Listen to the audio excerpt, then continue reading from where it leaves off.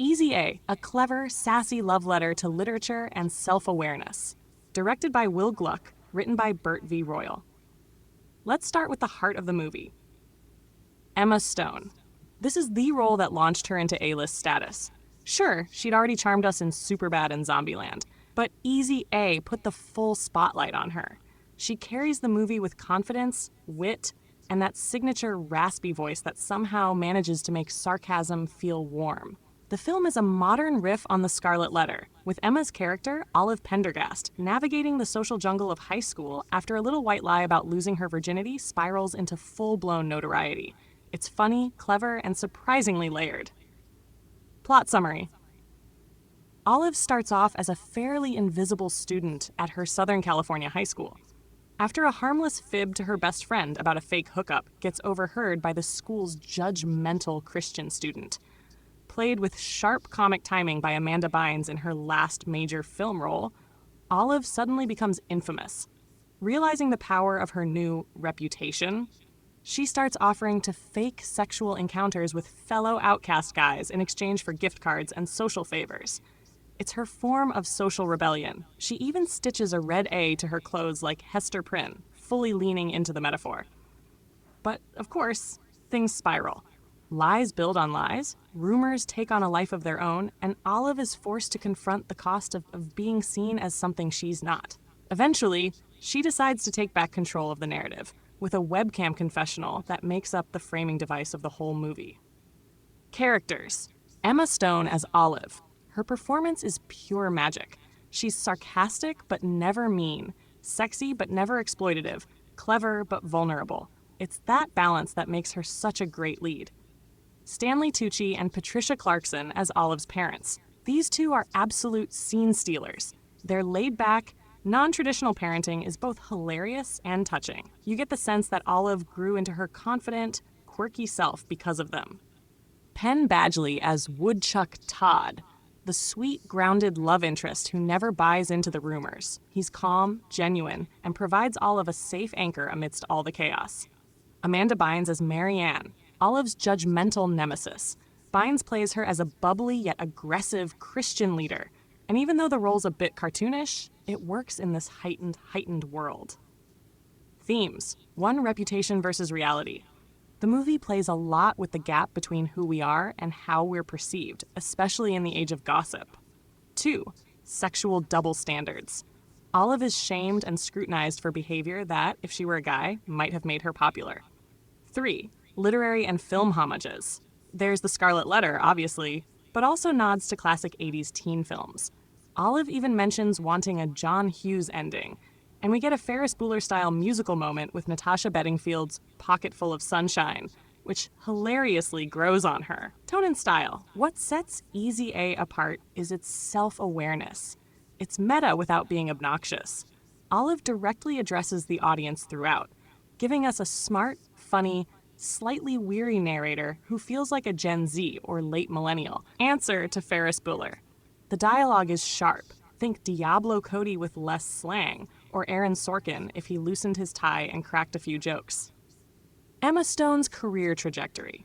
After this role, it was off to the races. She took on bigger parts in The Help, Crazy Stupid Love, and of course La La Land, which earned her an Oscar. She has this rare ability to do rom-coms, dramas, and even offbeat roles. The favorite, Poor Things, without losing her magnetic charm. Watching Easy A now, you can clearly see why she became such a huge deal. She has it. The comedic timing, the relatability, the intelligence behind her eyes. Compared to other teen comedies of the era, in the late 2000s, early 2010s, we had a bit of a dry spell in teen comedies. Films like Mean Girls 2004 had set a high bar, but Easy A felt like a breath of fresh air. It wasn't about cliques or makeovers or prom queens. It was more introspective, with a female lead who was already comfortable in her own skin, just trying to find her way through a culture that wanted to define her. If Mean Girls was about surviving the jungle of popularity, Easy A was about surviving your own reputation and doing it with humor, intelligence, and unapologetic honesty. Final thoughts. Easy A is the kind of teen movie that actually grows with you. You can enjoy it at 16 for its sass and humor, and at 30 plus for its insight and commentary. Emma Stone is the engine behind it all, and every rewatch just confirms how perfect she was for this role. It's smart, stylish, and sweet, and it wears its heart on its crimson, scandalously embroidered sleeve.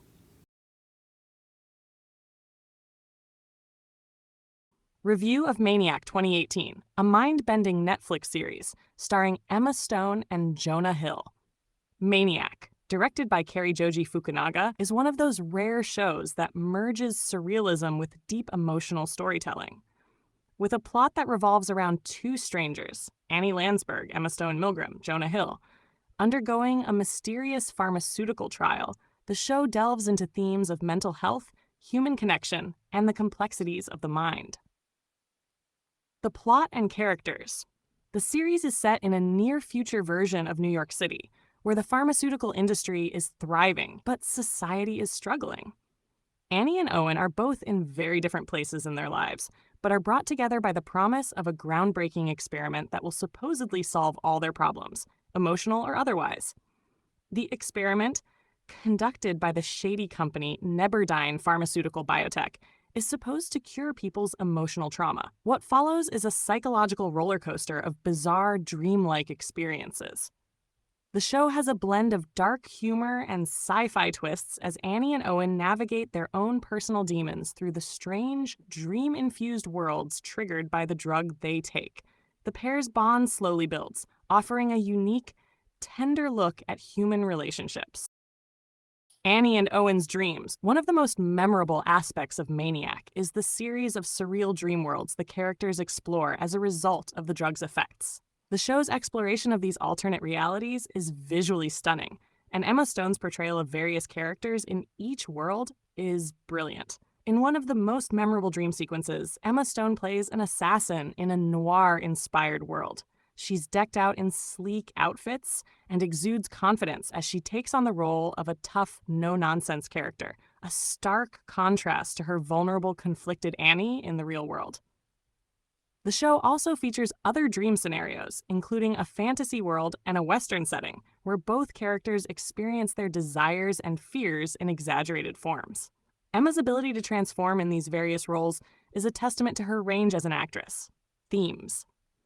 At its core, Maniac explores themes of identity, trauma, and the complex nature of human connection. The show delves deeply into what it means to face one's emotional pain, and whether or not the supposed quick fix of a drug trial can truly heal a person. As Annie and Owen move through their fractured minds, they have to confront who they are and what they want from life, often in the strangest, most unexpected ways. The show also tackles the idea of mental illness and the pressure to conform to societal expectations. Both characters have deeply rooted issues, and the show emphasizes the importance of self-acceptance and the journey of healing, but in a uniquely absurd way. Emma Stone's career and performance. Emma Stone, as always, delivers an exceptional performance. Known for her versatility, Stone brings a refreshing complexity to Annie Landsberg, a character with deep emotional baggage and an unpredictable personality. Whether she's delivering her sharp humor or showcasing moments of deep vulnerability, Emma Stone's performance anchors the show's chaotic narrative. Emma's career has been nothing short of stellar. From her breakout role in Superbad, 2007, to her Oscar-winning performance in La La Land, 2016, Stone has proven time and again that she can effortlessly slip into any genre. Her portrayal in Maniac is no exception. As Annie, she's emotionally raw, and unpredictable. And she manages to make an outlandish premise feel entirely grounded. Emma Stone's work in Maniac is one of her most captivating roles. It showcases her ability to take on darker, more complex characters while still maintaining the charm that audiences love. Her chemistry with Jonah Hill is also something to note. Though their characters are polar opposites, their dynamic grows organically and gives the show its heart.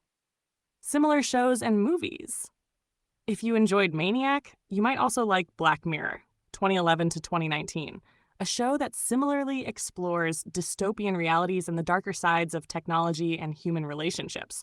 Episodes like White Bear or San Junipero explore themes of personal trauma and alternate realities in a way similar to Maniac's dreamlike sequences. Another similar film is Eternal Sunshine of the Spotless Mind, 2004, where characters undergo an experimental procedure to erase memories of their painful pasts. Much like Maniac, it questions the idea of trying to fix people through artificial means and explores the complexity of emotions and memory. Maniac is an intense, visually inventive show that combines psychological depth with surreal sci-fi elements. It's an ambitious take on mental health and human connections, and Emma Stone's performance alone makes it worth watching. If you love shows that push boundaries and delve into the weird and wonderful complexities of the mind, this one is a must-watch.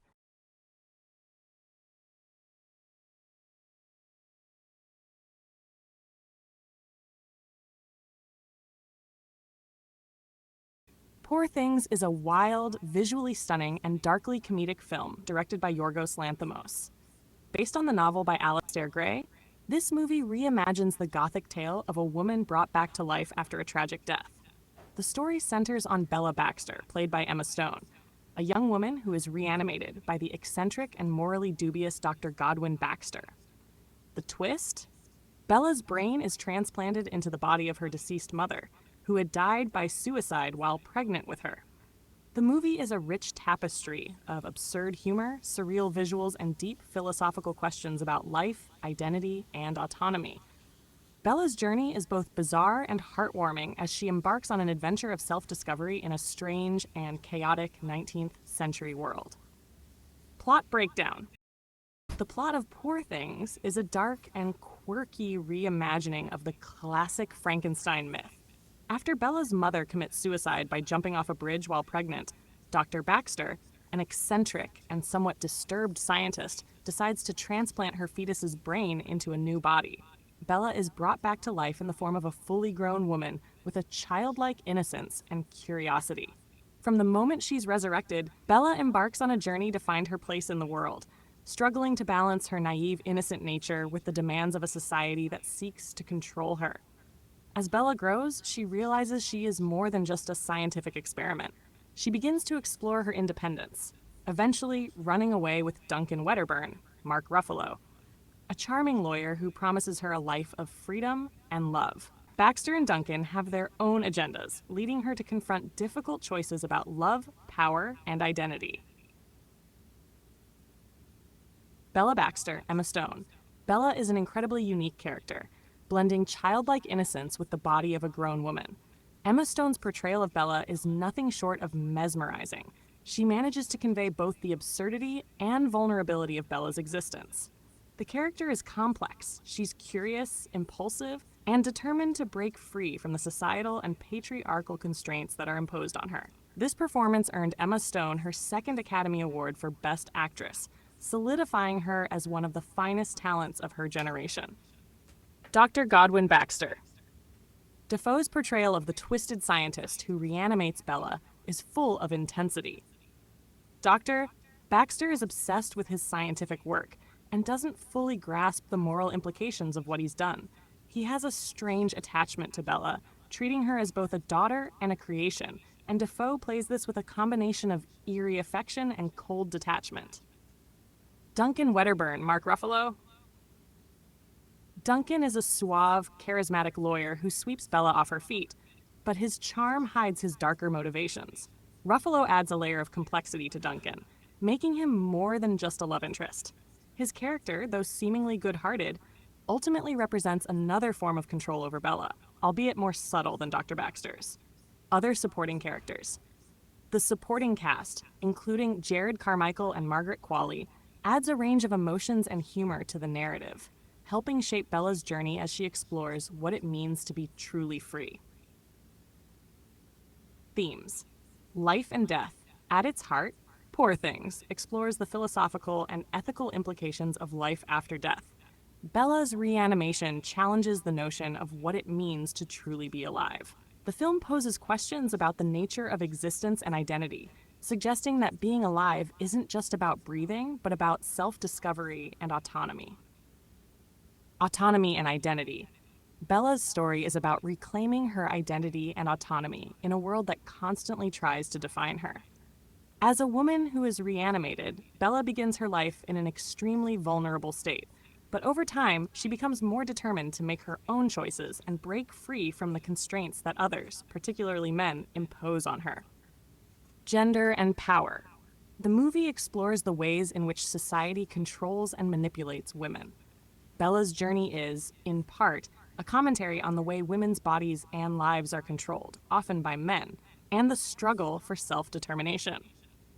This theme is particularly powerful in the context of Bella's strange origin and her attempts to break free from the expectations placed on her. Similar movies, Poor Things shares thematic elements with a few other films that explore life, death, and identity.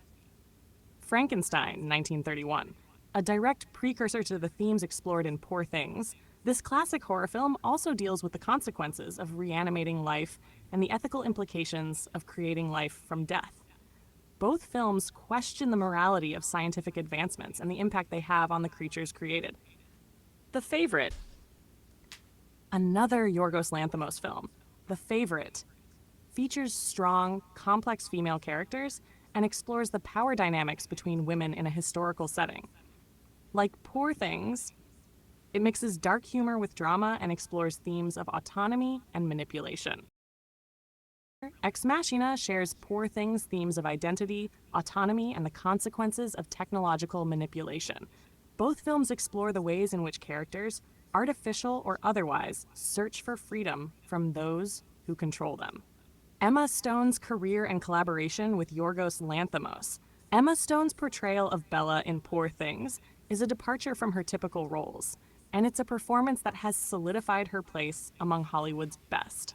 After winning her first Oscar for La La Land, 2016, Stone brings a unique combination of humor, vulnerability, and strength to Bella. This role allowed her to push the boundaries of her craft, fully immersing herself in a character that is both absurd and deeply human. Bella's quirks, humor, and emotional depth were brought to life beautifully by Stone, earning her critical acclaim and another Academy Award for Best Actress. This collaboration with director Yorgos Lanthimos is especially notable. Lanthimos, known for his offbeat, often absurdist style, worked with Stone previously on The Favorite, where she played a cunning courtier. Their partnership continues to grow in Poor Things, with Lanthimos providing the perfect backdrop for Stone's eccentric portrayal of Bella.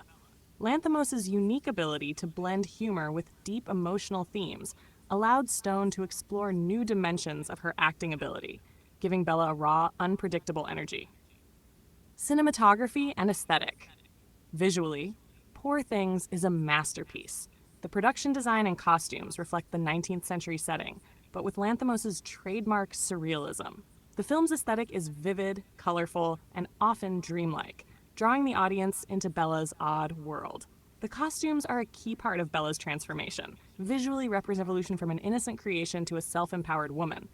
Cinematographer Robbie Ryan uses symmetry and unusual angles to make the world feel both fantastical and real, highlighting the film's offbeat tone. Final thoughts. Poor Things is a cinematic experience unlike anything else, blending gothic horror, dark humor, and profound social commentary. Emma Stone's performance is extraordinary, solidifying her place as one of Hollywood's most versatile and talented actresses. The film's exploration of life, death, and the search for identity is both thought-provoking and visually captivating. Lanthimos' direction, combined with Stone's fearless portrayal of Bella, makes this a film that will stay with you long after the credits roll.